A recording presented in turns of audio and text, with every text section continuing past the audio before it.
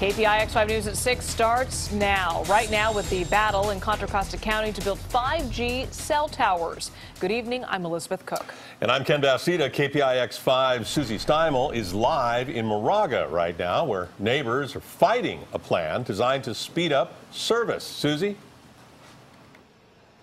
Well, Ken and Liz, as you know, throughout all of 2019, we've been hearing tech companies and cell phone companies talking about all the excitement about 5G and the race to get there first. But tonight in Moraga, they're talking about the fight against it. Many people here say they don't want it. Sitting at her home office, Ellie Marks has a device that measures her RF exposure. She's surrounded by campaign materials that she's used in a decade of pushing back against ever-expanding cell phone towers. For her, the fight is personal. Her husband started using a cell phone in 1986 and developed a brain tumor in 2008. Used it all the time, held it to his right ear, and the tumor developed right where he held the phone.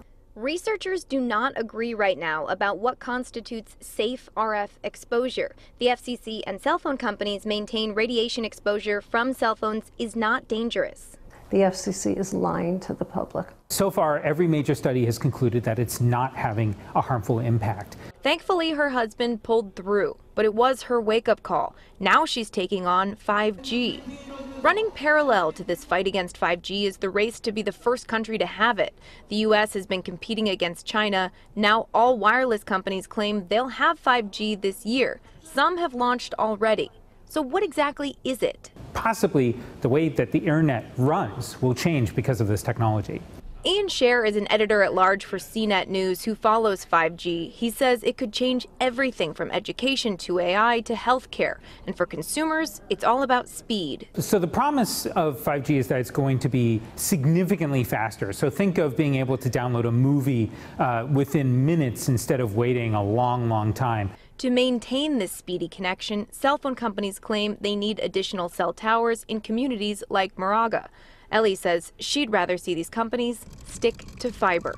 There's a better way to do it, and that would be fiber to the premises. We don't need these small, so-called small cells every few homes in our communities. So many local governments will also say when it comes to this argument, their hands are tied, which makes them reluctant to take any kind of action. Regulating public safety surrounding cell phone towers is something that only the federal government and in some cases the state government can do. So local governments are left to do things when it comes to public right-of-way. But if they get in the way of the permitting process, they are at risk of being sued, which is something that happened in nearby Piedmont. So they are understandably being careful. We're live in Moraga. Susie Steimle, KPIX 5.